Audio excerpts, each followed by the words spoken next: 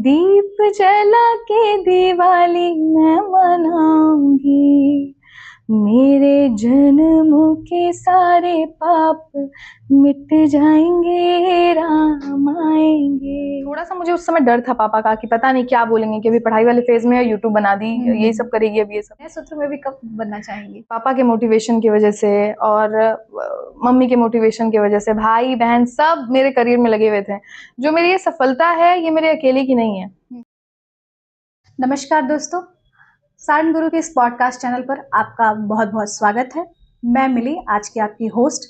आज women's day भी है और आप जैसा कि जानते हैं कि सारण जो पॉडकास्ट चैनल है वो जिला प्रशासन की एक अनूठी पहल है जिसमें हम छपरा में उत्कृष्ट कर रहे लोगों को, शख्सियत को आपसे रूबरू करवाते हैं। इसी क्रम में आज महिला दिवस भी है, तो हमने सोचा कि आपको छपरा की एक ऐसी शानदार महिला शख्सियत से रूबरू करवाया जाए जो अपने एक स्पेसिफिक जो उनकी गायकी की क्षेत्र है उसमें न सिर्फ बिहार राज्य का बल्कि पूरे देश विदेश में भारत का नाम रोशन कर रही हैं। तो बिना वक्त जाया किए हुए आज की हम अपनी इस खास महिला शख्सियत से आपको रूबरू करवाते हैं। स्वागत कीजिए हमारे सारण गुरु के इस पॉडकास्ट चैनल पर स्वाति मिश्रा जी का। मैम स्वागत है आपका, बहुत बहुत बहुत बहुत धन्यवाद। और सबसे पहले तो मैम हैप्पी वुमेंस डे। आपको भी happy women's day. Thank you. Ma'am मैं चाहूंगी कि मेरा सबसे पहला क्वेश्चन जो है कि आप यहीं छपरा से निकलकर आगे बढ़ी, तो मैं चाहूंगी कि आज आप इस सफल मुकाम पे हैं, तो आज की जो स्वाति मिश्रा है, जो एक कामयाब स्वाति मिश्रा है, और उस समय जो छपरा के एक छोटे से गांव मेहिया से निकल कर आई थी माला। माला सॉरी। तो मतलब उसमें कितना फर्क है, वो छोटी सी स्वाति मिश्रा छपरा की और आज एक सफल, एक ग्लोबल लेवल पे पहचान रख चुकी स्वाति मिश्रा में कितना अंतर समझ पा रही हैं आप? मैं बताऊं तो एकदम जैसे जिंदगी पलट जाती है ना, बिल्कुल वही वाला अंतर है। ऐसे मैं ये चाहती हूँ कि मैं ये बता दूं कि मेरे स्वभाव में कोई अंतर नहीं आया है। मैं अपने आप को वैसे ही बना के रखने की कोशिश करती हूँ जैसी मैं पहले थी, बचपन से लेकर अभी तक, और मेरे पेरेंट्स भी ये पूरी कोशिश करते हैं। लेकिन अगर जीवन की बात करूँ तो जीवन बिल्कुल बदल गया है। पहले की स्वाति की आंखों में बहुत सपने थे, मेहनत था, और घर बैठ के वो सोचती थी कि हाँ कभी किसी का पॉडकास्ट देख रही है, किसी का इंटरव्यू देख रही है, किसी को अवार्ड रिसीव करते हुए देख रही है, किसी के शोज देख रही है, अगर बहुत बड़े पैमाने पे किसी स्टेज पे, तो स्वाति आंख बंद करके खुद को इमेजिन करती थी वहां पे पहले कि काश ऐसा हो सकता है क्या, ऐसा हो सकता है, ऐसा इंसान ही करते हैं, कैसे हो सकता है, बचपन से मिलता है, कैसे होता है। लेकिन जब भगवान चाहते हैं तो कुछ भी इम्पॉसिबल नहीं होता है। तो 2023 में भगवान ने चाहा और भगवान ने मुझे वो दिया जो मैंने हमेशा से जिसका सपना देखा था, और तब से अभी तक मैंने पीछे पलट के नहीं देखा। अच्छा, आपने अपने बाद में सपने का जिक्र किया, तो जैसे प्ले क्लास के बच्चे नहीं होते, सोचते हैं कि मैं अभी डॉक्टर बनूंगा, फिर 1 क्लास में जाते सोचते मैं इंजीनियर बनूंगा। तो जो स्वाति मिश्रा जो थी वो शुरू से यही चाह रही थी कि मैं इसी गायकी के क्षेत्र में अपना आगे नाम रोशन करूंगी, या फिर आपके भी कोई अलग सपने थे? नहीं, मेरे कोई अलग सपने नहीं थे। मैं बचपन से कलाकारी बनना चाहती थी, बचपन से सिंगर ही बनना चाहती थी। और इस तरीके से मुझे पता चलता है कि मैं बचपन में अपनी दादी को, दादाजी को, पापा को बहुत परेशान करती थी। और मेरे पापा गाने के और इन सब चीजों के बहुत शौकीन थे, तो उन्होंने घर पे टीवी, रेडियो, साउंड सिस्टम सब रखा हुआ था। इस मामले में मैं प्रिविलेज्ड हूँ कि बचपन से मेरे पास ये सब रहा है, और उसमें मैं गाने सुनती थी और उसको मिमिक करती थी। और जब टीवी पे देखती थी कि वो गा रही है एक हीरोइन, तो मैं सोचती थी कि मैं यही बनूंगी, हीरोइन बनूंगी, तभी गा पाऊंगी। तो इसके लिए मैं अपनी दादी से जिद करके लिपस्टिक खरीदवाती थी, कहती थी मुझे बाल कटवाओ, मेरा अच्छे से मुझे रखो, मुझे हीरोइन बनना है क्योंकि मैं गाना गाऊंगी। बिल्कुल, मुझे एक्टिंग का शौक नहीं था, मुझे गाने का शौक था। तो ऐसे करके बचपन से ही मेरा कंफर्म था कि मुझे सिंगर ही बनना है। चलिए, बचपन से तो कंफर्म था आपका, लेकिन सबके जीवन में एक टर्निंग पॉइंट आता है ना, जब आपको नहीं, आपको एकदम निश्चय हो जाता है कि नहीं मुझे आगे इसी क्षेत्र में आगे बढ़ना है। तो क्या आपकी लाइफ में भी कोई टर्निंग पॉइंट था? एक्चुअली लाइफ चेंजिंग पॉइंट तो वही था 2023 जो इतना बड़ा चीज हुआ। लेकिन टर्निंग पॉइंट या फिर ऐसा कहें कि जब मैंने एकदम मन बना लिया कि मुझे यूट्यूब ही करना है, ये मैंने YouTube स्टार्ट कर दिया उसके बाद ही मन बनाया। क्योंकि जब मैंने YouTube स्टार्ट किया तो मेरे YouTube पे 0 सब्सक्राइबर्स के साथ स्टार्ट किया, और थोड़ा सा मुझे उस समय डर था पापा का कि पता नहीं क्या बोलेंगे कि अभी पढ़ाई वाले फेज में है, YouTube बना दी, यही सब करेगी अब ये सब। तो मुझे लगा कि कहीं पापा गुस्सा ना जाए, तो उनको बिना बताए, बिना फैमिली में किसी को बताए मैंने स्टार्ट किया, और मैंने रात में वो गाना अपलोड कर दिया। जब सुबह उठी तो उस पर 80 व्यूज थे। मैंने कहा 80 लोगों ने देखा कैसे? मतलब उस 80 व्यूज ने मुझे इतना, मेरा मनोबल इतना बढ़ा दिया। मैंने कहा मैं करूंगी। तो यही है, यही टर्निंग पॉइंट मान सकते हैं कि उस 80 व्यूज को लेके मैंने सोचा कि नहीं, जब 80 लोग रात भर में सुन सकते हैं 0 चैनल वाले को, तो भाई आगे स्कोप है। तो फिर मैंने वहां से शुरू किया और जी। अभी तक कंटिन्यू है। अच्छा, आपके पिताजी को कब पता चला और जब उनको पता चला तो उनकी क्या प्रतिक्रिया रही? मेरे पिताजी को लगभग 1-1.5 महीने बाद पता चला, और पता नहीं भगवान की कृपा शुरू से ही है या लकी रही हूँ क्या है, उस समय भी 1000-2000 व्यूज आने लगे थे शुरू में ही। अच्छा अच्छा। तो पापा को पता चला, पापा को मैंने बताया, तो उन्होंने चैनल देखा, पता चला, तो जो मेरी सोच थी कि गुस्सा करेंगे चाहे कुछ करेंगे, कुछ नहीं, बहुत खुश हो गए वो। अरे गा रही है, देखो हम सबको दिखाएं, रोड पे लोगों को पकड़ पकड़ के सब्सक्राइब करवाते थे, कहते थे संडे के दिन रोड पे बैठ जाएंगे, जो जाएगा उसको पकड़ पकड़ के सब्सक्राइब, ऐसे मत करवाइए, और सब्सक्राइब कर लेगा, देखेगा नहीं, डेड फॉलोअर हो जाएंगे। लेकिन फिर भी एक पिता की अपनी जो भावना होती है बेटी के लिए, तो पापा का रिएक्शन बहुत अच्छा था, जैसे मैंने सोचा था वैसा नहीं था। अच्छा, कई बार ऐसा नहीं होता कि घर वाले तो सपोर्ट करें, लेकिन कुछ नाते रिश्तेदार या फिर कुछ समाज के लोग ऐसे होते हैं कि लड़की आगे बढ़ रही है तो पीछे से टांग खींचना शुरू, नकारात्मक जो नजरिया नहीं होता रखते हैं अपना, तो क्या आपके साथ भी वो परिस्थिति आई थी? हाँ बिल्कुल, ऐसा तो होता ही है, क्योंकि जरूरी नहीं है कि जैसा आपके माँ बाप आपके लिए सोच रहे हैं, जो उनका विजन है, आपकी पूरी फैमिली, पूरी सराउंडिंग वही सोचने लगे, ऐसा जरूरी नहीं है। तो कई लोग बहुत तरह की बात, इवन जब पापा ने मुझे सिखाना शुरू किया था तो कई लोगों ने, और ये बात मैं आपको ये बता दूं कि ये सारी चीजें मुझे अब पता चलती हैं, उस टाइम पे ऐसा शील्ड था पापा के, मतलब प्रोटेक्शन का ऐसा शील्ड था मेरे ऊपर कि मुझे कुछ भी नहीं पता चलता था, नहीं तो मेरा मनोबल टूटता कि मेरे पापा को ये सब सुनना पड़ रहा है। बिल्कुल बिल्कुल। तो कई लोग बोलते थे हाँ हाँ नचनिया बना दो, गवनिया बना दो। उस दिन मेरे पापा बैठे थे तो उन्होंने यही बोला कि जितने लोगों ने बोला है कि नचनिया बना दो, ये बना दो, वो बना दो, आज बिना तुम्हारे गाने के उनके मंदिर में पूजा नहीं होती है। बिल्कुल। तो ये एग्जाम्पल पूरा श्रेय पापा को जाता है। चलिए, यानी आपकी अपनी सफलता का श्रेय आप अपने पिताजी को देना बिल्कुल चाहिए। बिल्कुल।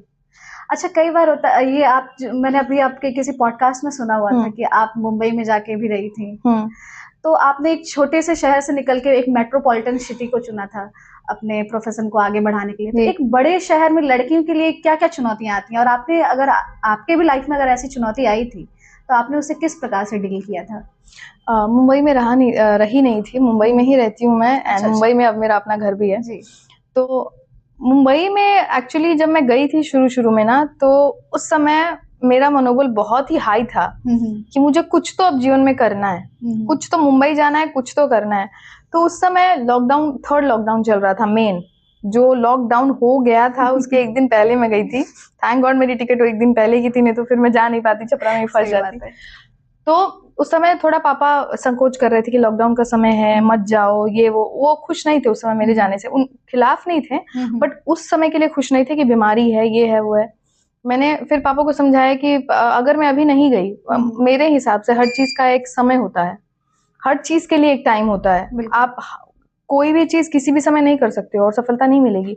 तो मेरा विजन ये था कि अगर हम अभी नहीं गए, तो अगर मैं काम नहीं करती हूँ, अगर मैं कुछ नहीं करती हूँ म्यूजिक के क्षेत्र में, तो मैं वैसे भी डिप्रेशन से मर जाऊंगी। तो लेट मी गो, बीमारी ही सही, बट मुझे अपना काम करते हुए अपनी पूरी जिंदगी बितानी है।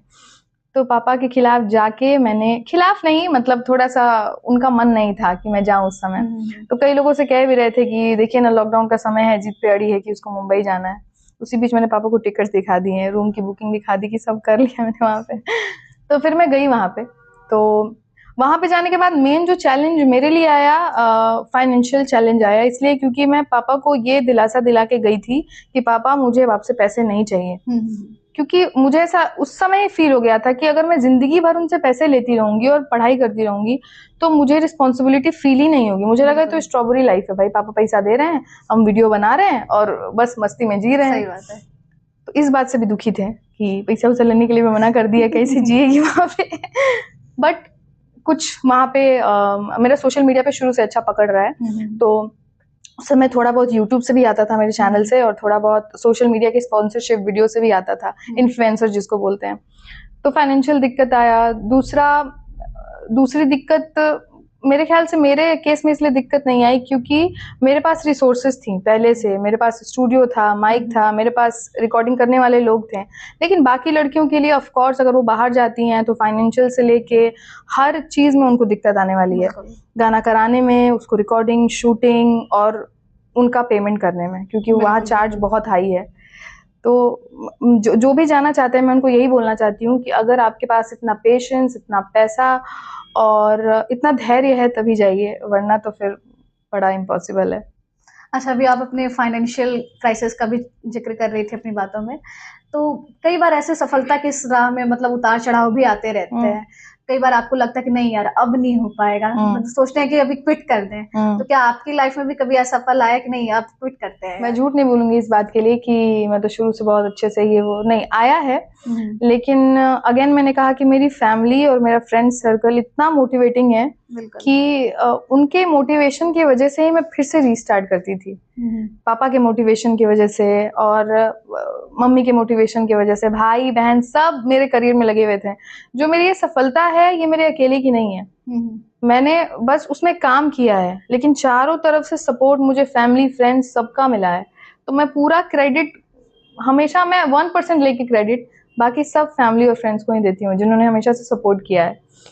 नहीं, वैसे भी सही बात है। अगर आपकी लाइफ में अगर आपकी फैमिली अगर सपोर्टिव है तो आप कहीं भी जा सकते हैं। बिल्कुल, बिल्कुल। मुझे लगता है कि कई लोगों के लिए मैं इसके लिए बहुत बड़ी एग्जांपल हूँ कि फैमिली अगर सपोर्ट करे एकदम मन से, स्पेशली उस फैमिली का मेल मेंबर जिसके हाथ में सब कुछ है, मुखिया जो कहते हैं। मुखिया, वो फीमेल भी हो सकती है, जरूरी नहीं किसी फैमिली में फीमेल होती है, किसी में मेल होता है। मेरे फैमिली में पापा थे, तो अगर वो आपको सपोर्ट कर देना मन से तो फिर आप लाइफ में कहीं भी जा सकते हैं। चलिए बहुत बहुत बधाई कि आप इतना अच्छा और इतनी सफल हो रही हैं। मेरी दुआ से आप, मेरी क्या पूरे छपरा वासियों की दुआ से आप इससे भी आगे जाएं, पूरे अंतर्राष्ट्रीय स्तर पर छपरा की पहचान बनाएं। बिल्कुल बनाऊंगी।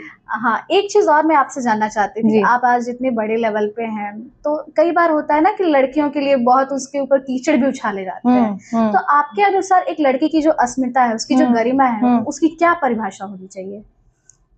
आपने बिल्कुल सही कहा कि समाज को अगर कुछ नहीं मिलता है लड़कियों के बारे में तो सबसे इजी चीज है कि उनके कैरेक्टर के बारे में बोल दो, अपने आप वो गिर जाएगी वो परेशान होके। तो मुझे ऐसा लगता है कि अगर आप सही हैं तो अभी आपका नहीं सुना जा रहा है, अभी लोग भले बोल रहे हैं 4-5 बात, लेकिन आगे चल के अगर आप ही कुछ कर लेती हैं, जैसे मुझे पापा को बोला गया कि नचवा भी दो, हाँ, वही बात गवा रहे हो तो, लेकिन अभी देखिए सब सम्मान करते हैं, सब सम्मान की दृष्टि से देखते हैं। तो काम पे फोकस करना चाहिए। और जहां तक रही मर्यादा की बात, तो लड़कियां अपना मर्यादा जानती हैं, मुझे लड़कियों को मर्यादा सिखाने की जरूरत नहीं है। कुछ केस ऐसे हैं जो लड़कियां बहुत मर्यादा से बाहर जाके और सारी चीजें कर रही हैं, उस पर मैं कुछ नहीं बोलूंगी, लेकिन जो लड़कियां एम्बिशियस हैं वो अपना मर्यादा जानती हैं, वो काम करना जानती हैं, उनको मैं यही कहूंगी कि बिना किसी से डरे, बिना किसी का परवाह किए, ऐसे टॉक्सिक किसी मेल का बिना परवाह किए आगे बढ़िए, और जब आप कुछ कर लेंगी तो वो भी आपके सामने हाथ जोड़ेंगे। चलिए, टॉक्सिक मेल का आपने जिक्र किया है, तो आगे फ्यूचर में क्या प्लान है आपका? टॉक्सिक मेल से दोनों, आप अब तो समझ ही नहीं इशारा हमारा किस तरफ है, आपके फ्यूचर का भी, और आप पढ़ने सूत्र में भी कब बनना चाहेंगी? जी देखिए, अगर देखा जाए तो लिहाज से तो उम्र हो गई है, हाँ। तो 1-2 साल में मे भी हो जाए। अच्छा, घर वाले प्रेशर करते थे कि नहीं उस टाइम भी? कभी नहीं, अभी भी नहीं है। चलिए, अब तो खैर बात ही अलग हो गई। उस टाइम होता नहीं है कि मतलब बहुत ज्यादा प्रेशर करते, अरे तुम्हारी उम्र बीत रही है, शादी कर लो? कभी नहीं, कभी नहीं। यही तो मेन बात मैं बता रही हूँ कि अगर इस तरह का सपोर्ट किसी लड़की को मिल जाए तो फिर वो बहुत आगे बढ़ सकती है। मेरे पापा के हिसाब से शादी की एज नहीं होती है, शादी के लिए मेंटली प्रिपेयर हुआ जाता है। तो उनके हिसाब से जब भी उनके सामने कोई शादी की बात करता है तो वो यही बोलते हैं कि नहीं, मेंटली वो प्रिपेयर नहीं है शादी के लिए, वो डिस्टर्ब हो जाएगी, सीधे यही बोलते हैं। तो ये अगर ये सोच है अगर आपकी फैमिली में किसी की, तो फिर क्या बात है। चलिए, बड़ा अच्छा लगा आपके पिताजी के बारे में जान के। Thank you. सही बात है, मतलब एक सफल पिता की अगर इतनी अच्छी सोच है तो उसकी बेटी सफल क्यों नहीं होगी? बिल्कुल। कभी कभी मेरे पापा के प्यार का ओवरडोज हो जाता है, जैसे लोग बोलते हैं ना कि किसी के पिता सपोर्ट नहीं कर रहे हैं, लोग उससे परेशान है। मेरे पिताजी एक्स्ट्रा सपोर्ट कर देते हैं, कभी कभी मैं उससे परेशान हो जाती हूँ। वैसे भी बेटियों का जो पावर है ना पिता के पास ज्यादा होता है। बिल्कुल बिल्कुल। बहुत उनकी वो लकी चार्म और बहुत मतलब वो होते हैं ना दुलारी टाइप्स, वो होती हैं बेटियां। उसकी भी एक अलग कहानी है, वो कभी और पॉडकास्ट करेंगे तो बताएंगे। बहुत लंबा खिंच जाएगा। बहुत लंबा खिंच जाएगा। एक और, मैं अभी 1-2 क्वेश्चंस और हमारे हैं क्योंकि आपको भी बहुत लेट हो रहा होगा। जी जी। एक क्वेश्चन मेरा ये था कि अगर आपको कभी मौका मिले छपरा में या छपरा की लड़कियों के लिए कुछ करने का, तो आप कुछ करना चाहेंगी? ज़रूर कुछ करना चाहूँगी। वो तो अलग बात है कि मैं फाइनेंशियली क्या करती हूँ और वो क्या, लेकिन मैं उन लड़कियों के लिए वो करना चाहती हूँ जो मेरी फैमिली ने मेरे लिए किया है। जी जी मनोबल बढ़ाना, आत्मविश्वास बढ़ाना, विजन दिखाना, सपने दिखाना। मैं कुछ लड़कियों को बिठा के और उनको वो सारी बात बताना चाहती हूँ जो बचपन से मैंने सीखा है अपनी फैमिली से। क्योंकि मुझे लगता है कि फाइनेंशियल सपोर्ट आप एक बार कर सकते हो, फिजिकल सपोर्ट आप एक बार कर सकते हो, लेकिन अगर किसी का मनोबल और माइंडसेट अगर आप बना दोगे वैसा, तो वो ज्यादा काम करेगा। तो मैं वो करना चाहती हूँ कहीं ना कहीं वीडियो के जरिए, और अपने स्टोरीज में मैं डालती ही रहती हूँ सबके लिए। तो मैं मेंटली एकदम स्ट्रांग बनाना चाहती हूँ छपरा की लड़कियों को। अच्छा, कोई मैसेज देना चाहेंगे हमारी लड़कियों को? हाँ, छपरा की लड़कियों को मैं मैसेज, छपरा के नहीं, जितने लोग देख रहे हैं, जहाँ से देख रहे हैं, सारी लड़कियों को मैं मैसेज देना चाहती हूँ कि ऐसे ही डटे रहिए, बने रहिए, काम करते रहिए, लाइफ में हमेशा एक एम लेके चलिए। हाउसवाइफ बनना भी कोई बुरी बात नहीं है, बट अगर उसके लिए आपको कोई क्रेडिट नहीं मिल रहा है तो उसके लिए लड़िए, because being a housewife is not an easy task. वो भी एक जॉब है, अनपेड। और और अगर आप लाइफ में कुछ करना चाहती हैं तो उस पर डटे रहिए, बने रहिए, क्योंकि आज नहीं तो कल सफलता जरूर मिलती है। Thank you. एक प्रश्न और था मेरा कि ये सारण एडमिनिस्ट्रेशन के द्वारा ये पॉडकास्ट शुरू किया गया है, सारण गुरु, जो मुझे लगता है कि सरकारी तौर पर भारत का पहला पॉडकास्ट है जो शुरू अच्छा। किया गया है। जी जी, हमारे डीएम साहब के द्वारा शुरू किया गया है ये पॉडकास्ट, सारण गुरु। तो आपकी इस पे क्या राय है, कैसा लगा आपको यहाँ पर? बिल्कुल, बहुत अच्छा लगा। जैसा कि हम कहते हैं कि modern problem needs modern solution, तो इस मॉडर्न और डिजिटल युग के लिए ये जो शुरुआत है, इसके लिए मैं बहुत बहुत बधाई देना चाहती हूँ डीएम सर को, एंड पूरी जो हमारी सारण एडमिनिस्ट्रेशन है उनको, कि डिजिटल के थ्रू जब आप जुड़ते हैं लोगों से, तो मुझे लगता है घर बैठे फोन पे अगर आप इस तरीके से किसी से जुड़ते हैं तो वो ज्यादा जुड़ाव महसूस होता है, और सब लोगों तक ऐसे बात पहुंचाना, ऐसे सारी चीजें अपनी पहुंचाना बहुत ईजी कर दिया उन्होंने। तो बहुत बहुत बधाई। छोटी सी गुजारिश है, आपका जो वो गाना था जिससे आपको इतनी नामो और शोहरत मिली, जिसमें मोदी जी ने भी कमेंट कर दिया था, राम आएंगे। जी हाँ, यदि आपकी अगर इच्छा हो तो वो गाना, या फिर आपका कोई और पसंदीदा गाना हो तो 2 लाइन गुनगुनाएंगी। चलिए वही गा देती हूँ, राम आएंगे गा बिल्कुल देती हूँ। बिल्कुल। राम आएंगे तो अंगना सजाऊंगी, दीप जला के दिवाली मैं मनाऊंगी, मेरे जन्मों के सारे पाप मिट जाएंगे, राम आएंगे, मेरी झोपड़ी के भाग आज खुल जाएंगे, राम आएंगे। Thank you. बहुत प्यारी आवाज है थैंक आपकी। यू।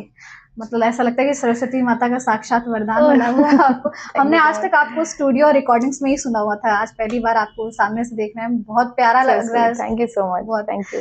तो दर्शकों, आज की हमारी एक खास शख्सियत थी स्वाति मिश्रा जी, जिनके बारे में आप सभी बहुत जानते हैं, और मुझे नहीं लगता कि मुझे इनके बारे में कुछ बताने की जरूरत नहीं है, क्योंकि बच्चा बच्चा जो है छपरा का, छपरा क्या पूरे भारत का बच्चा बच्चा स्वाति मिश्रा का नाम बोलेगा। तो भारत का बच्चा बच्चा स्वाति मिश्रा का नाम बोलेगा। बिल्कुल, हमारी भी यही कामना है आपके लिए, आपके भविष्य के लिए, कि आप अंतर्राष्ट्रीय स्तर पर छपरा का और पूरे बिहार राज्य का, पूरे भारत का नाम रोशन करें। तो दर्शकों, ये थी हमारी आज की खास शख्सियत स्वाति मिश्रा जी। उम्मीद करती हूँ कि आज का हमारा जो पॉडकास्ट था वो आपको बहुत पसंद आया होगा। तो आज के लिए हमें दीजिए इजाजत, हम मिलेंगे अपने फिर एक नए पॉडकास्ट में एक नई शख्सियत के साथ। नमस्कार।